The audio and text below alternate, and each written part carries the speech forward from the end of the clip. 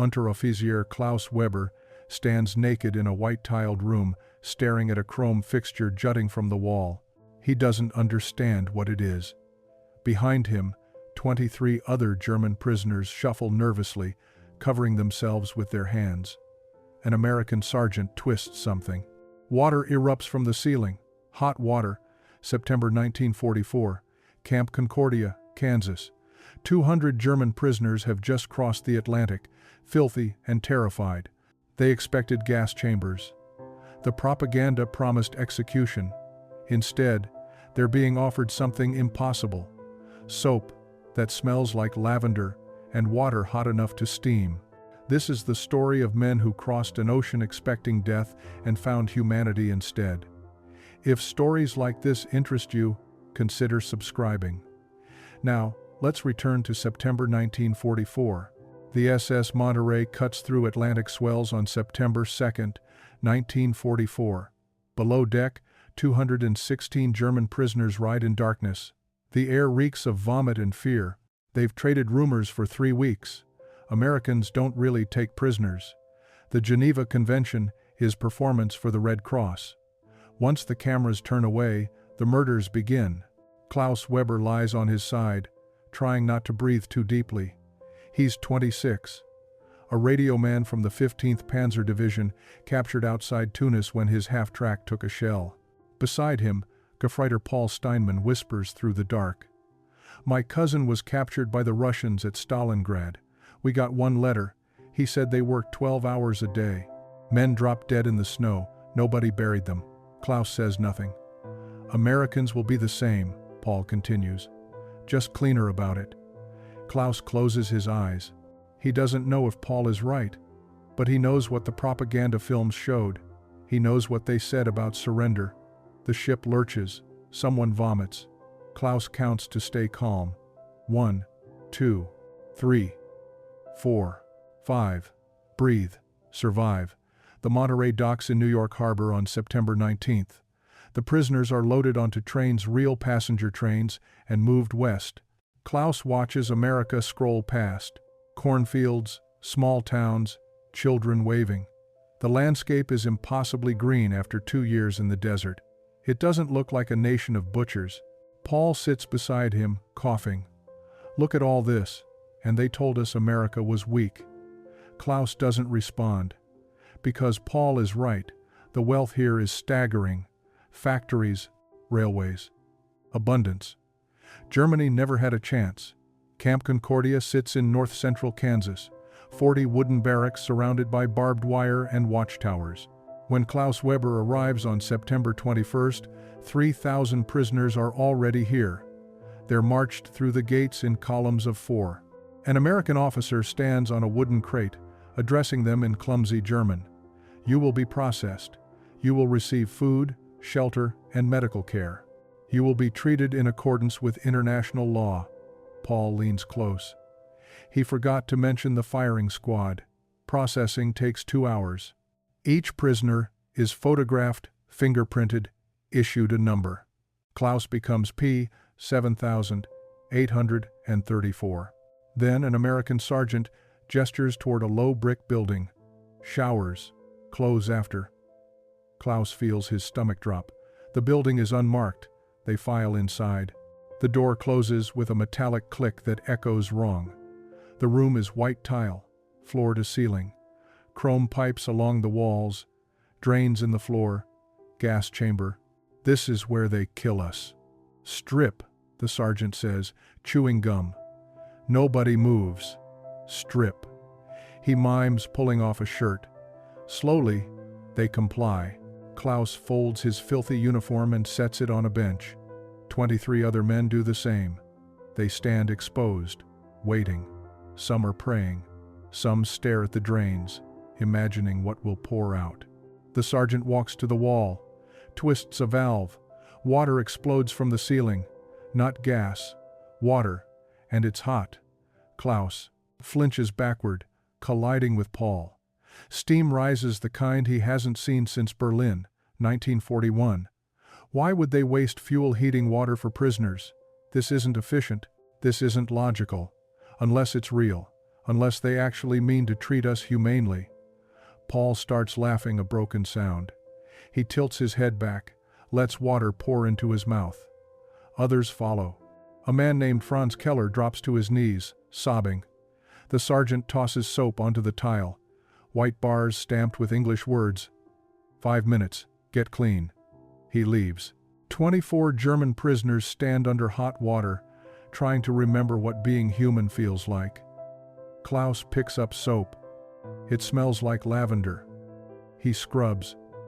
Dirt comes off in dark rivulets. Months of filth washing away. Someone starts singing, quietly, then louder. Ich hatte einen Kameraden. A funeral song. A song for the dead. But here it sounds like a hymn. When the water stops, they stand dripping, stunned. Towels are distributed. White, clean, American-made. This isn't a trick. Or if it is, it's the most elaborate deception ever conceived. They're treating us like people. Otto Brenner, a baker from Munich, sits with his towel, staring at his clean hands. Why would they do this? He asks, nobody in particular. No one answers. After showers, they receive clothing. Not rags. New uniforms. The clerk is a black corporal with kind eyes. He sizes Klaus up, pulls items from shelves. Pants, shirt, jacket, underwear, socks, boots. Try the boots. If they don't fit, I'll get another size. Klaus stares. The man is treating him like a customer, like someone whose comfort matters. He smiles. It's okay. Take them. The fabric is heavy, durable. There's a PW stamp on the back, prisoner of war, but everything is new. Buttons work, seams are straight. Klaus pulls on trousers. They fit, the boots fit too.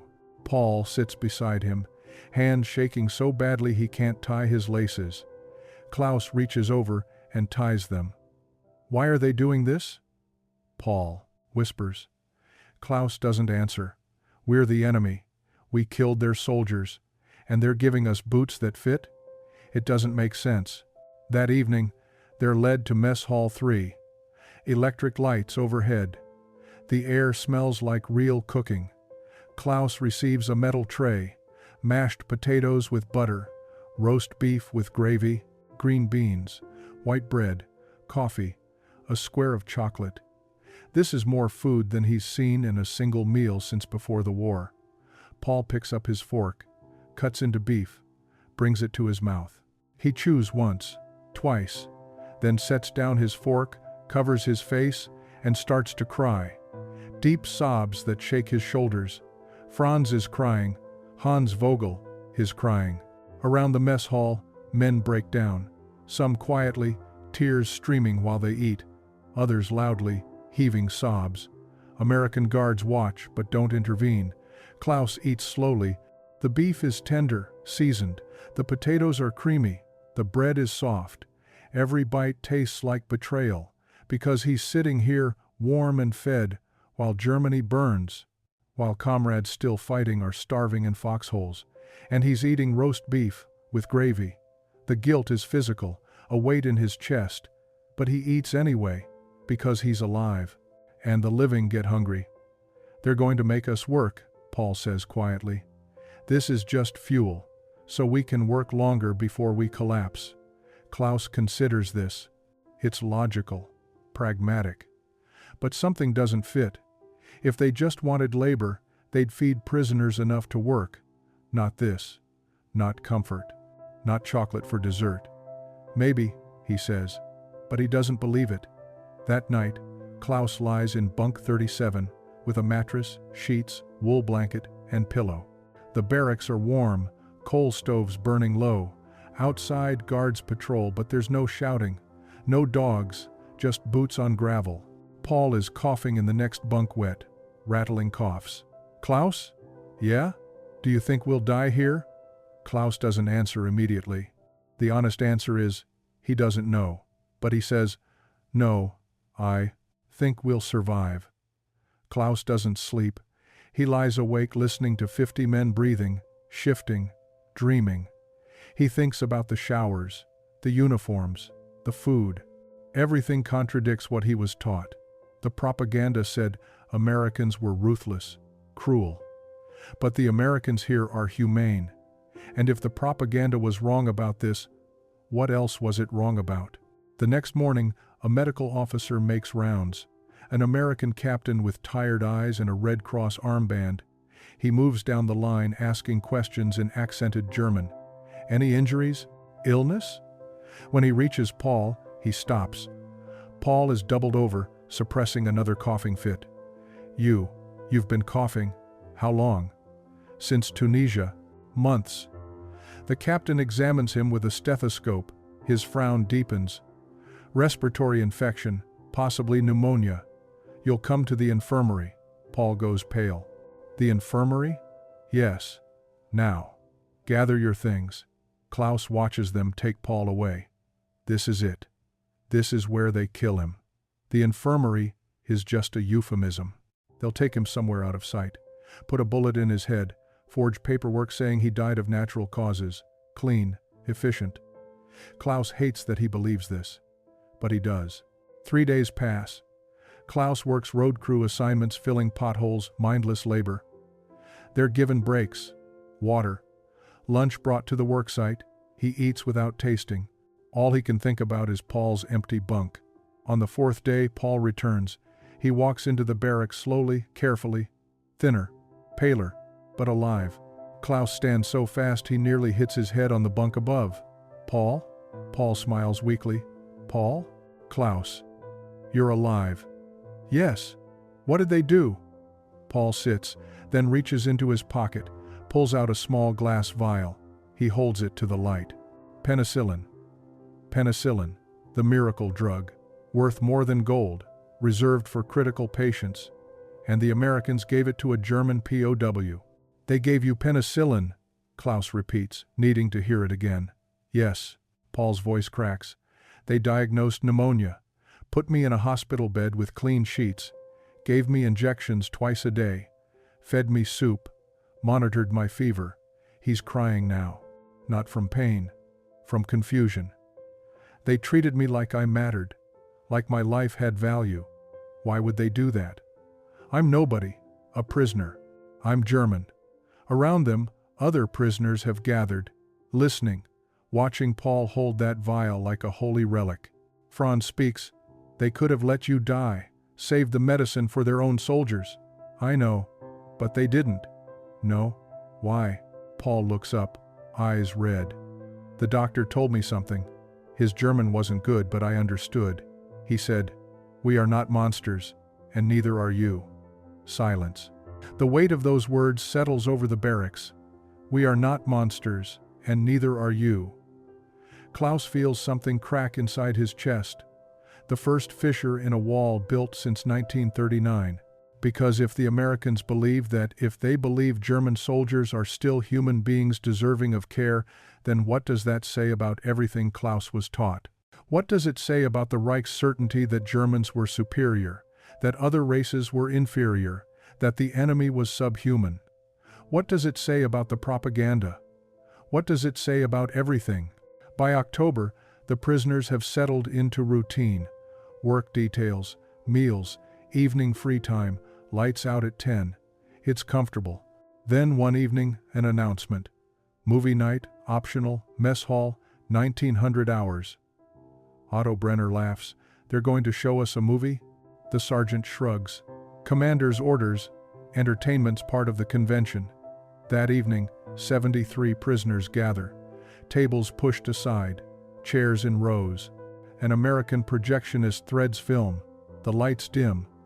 On the screen, Casablanca. For 90 minutes, Klaus forgets where he is. He's not a prisoner, not a soldier, just a man watching a movie. When Bogart says goodbye to Ilsa when he walks into the fog, there's applause. German prisoners applauding an American film. This is how they break us. Not with bullets, not with starvation, with kindness. Over the following weeks, more is added. A camp library, books in German. Klaus reads Thomas Mann, Goethe, poetry, a soccer field, teams form, Sunday matches, a canteen selling cigarettes and candy with earned scrip, musical instruments. On a Sunday evening, Klaus hears Beethoven's Moonlight Sonata played on a donated piano. He stands, listening. The music is achingly beautiful, melancholic. When it ends, prisoners applaud, reverent, grateful. Klaus cries, not from sadness, from the overwhelming strangeness of being treated like a human being. I don't know who I am anymore. I was a soldier. I believed in duty, in the Reich. But here they've given me hot showers and Beethoven. They've treated me like a human being, and I don't know how to reconcile that with everything I was taught. April 1945. The war is collapsing. The Red Army is in Berlin. Hitler is dead. Germany is shattered. News filters into Camp Concordia through Red Cross reports and newspapers. On May 8th, Colonel Seaton assembles 4,000 prisoners. The war in Europe is over. Germany has surrendered unconditionally. Silence. Not shocked, just silence. Everyone knew it was coming. You will remain here until repatriation arrangements can be made. That may take months, perhaps a year. He pauses. You have been model prisoners. I hope when you return home, you will remember that honor and decency exist on both sides of any conflict. That night, Klaus sits outside his barracks, staring at stars. Paul joins him. What do we do now? Klaus thinks about the showers, the food, the penicillin, the movies and music, the way Americans treated them not as monsters but as men. We remember what they showed us, and we decide what kind of men we want to be when we go home. Paul nods. If there's a home left to go to, Klaus doesn't argue. Spring 1975. Klaus Weber stands outside the gates of what used to be Camp Concordia. The barracks are gone. The fence is gone. In their place, wheat fields stretching to the horizon. He's 61 now, gray-haired, runs a radio repair shop in Dusseldorf, has a wife, 3 children, a quiet life, but he's never forgotten. He came back because he needed to see if it was real, if the kindness was real. He stands there and remembers. The hot water, the soap that smelled like lavender, Paul crying over penicillin, the way they treated prisoners like they mattered. He thinks about Paul. Married Anneliese in 1947, 4 children, died in 1968.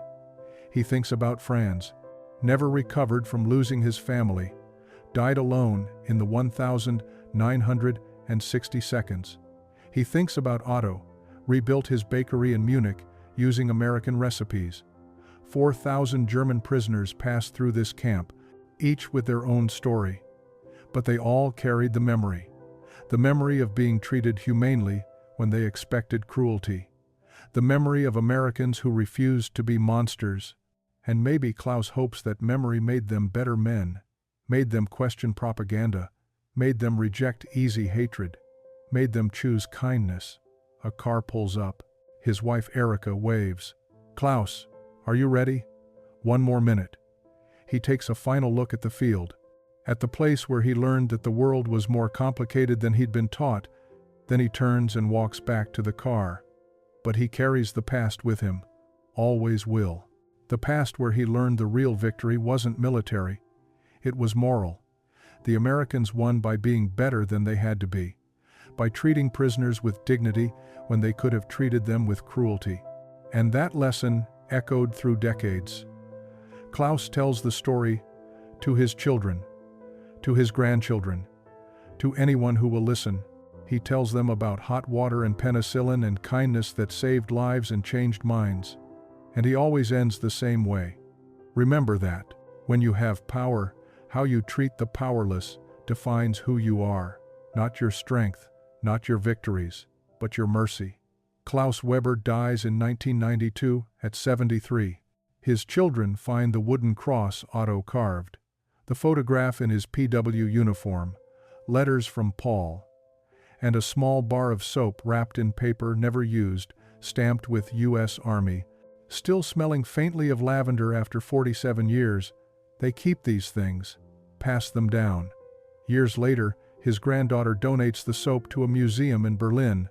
It's displayed in an exhibit about POW camps. The placard reads, "This soap kept by former prisoner Klaus Weber for 47 years, represents unexpected kindness during World War II. German prisoners arriving at Camp Concordia expected execution. Instead, they received hot showers, clean clothing, and medical care. For many, this treatment fundamentally challenged their understanding of the enemy and the war itself. Thousands see it, read the story, wonder about the man who kept soap for half a century because it meant something, because it changed something, because it proved that even in the darkest times, human beings can choose mercy, and that choice matters. This is the story of men who crossed an ocean expecting death and found hot showers instead. Want more untold stories from World War II?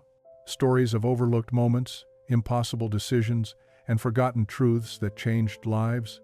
How many other acts of humanity happened in the midst of war, acts that never made the textbooks but changed hearts forever? We uncover a new story every week. Subscribe to World War II Tales so you don't miss the next one.